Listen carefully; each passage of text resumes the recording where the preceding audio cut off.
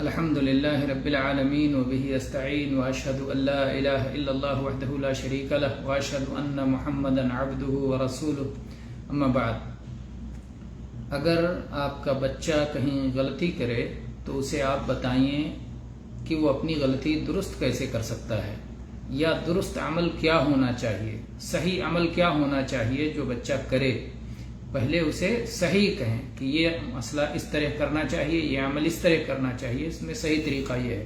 تو اس کو صحیح کی تعلیم دیں اور صحیح پر اس کی تربیت کریں. اس سلسلے میں دلیل کے طور پر آپ یہ حدیث پڑھیں. عن عمر بن ابی سلمة رضی اللہ عنہ قال كنت غلاما في حجر رسول الله صلی اللہ علیہ وعلى آلہ وسلم وكانت يدي تطيش في الصحفة فقال لي رسول الله صلی اللہ علیہ وسلم یا غلام سم اللہ وکل بیمینک وکل مما یلیک متفق علیہ. یہ حدیث صحیح بخاری میں اور صحیح مسلم میں متفق علیہ جب کہا گیا تو ظاہر ہے کہ دونوں صحیح مسلم میں 2022 نمبر پر ہے اور سنن ابو داؤد ترمذی وغیرہ میں بھی یہ حدیث موجود ہے.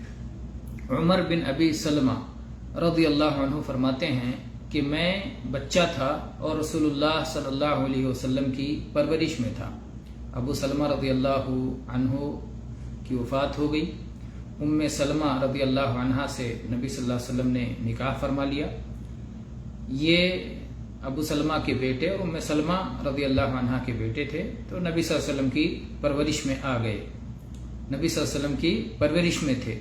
کہتے ہیں کہ میں آپ کے ساتھ کھانا کھاتا تھا تو پورے پلیٹ میں میرا ہاتھ چلتا تھا، ادھر سے بھی اٹھا رہے ہیں کچھ ادھر سے کبھی ادھر ہاتھ ڈال رہے ہیں، تو چاروں طرف میرے ہاتھ جاتا تھا، پلیٹ میں ہر طرف میرا ہاتھ جاتا تھا. تو اللہ کے نبی صلی اللہ علیہ وسلم نے مجھ سے کہا تعلیم دیتے ہوئے، اے بچے بسم اللہ کہو، داہنے ہاتھ سے کھاؤ، اپنے قریب سے کھاؤ.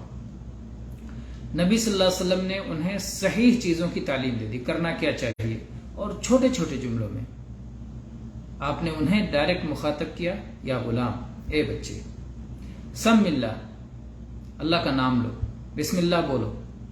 بچے کو ایسے چھوٹا سا کہ وہ اسے ذہن میں بیٹھ جائے، یاد ہو جائے، چھوٹے چھوٹے جملوں کے ذریعے بتانا چاہیے. بسم اللہ کہو، داہنے ہاتھ سے کھاؤ، اپنے قریب سے کھاؤ. تو آپ نے چھوٹے چھوٹے جملوں میں انہیں 3 اہم باتیں جو کھانے کے آداب سے متعلق ہیں سکھلا دی. یہاں پر ذکر نہیں ہے لیکن دوسری حدیثوں میں اس کا ذکر آتا ہے کہ وہ کہتے ہیں فما زالت تلک طعمتی بعد، کہ اس نبی صلی اللہ علیہ وسلم کی اس تعلیم کے بعد ہمیشہ میرا کھانے کا یہی طریقہ رہا. عمل پیرا ہو گئے.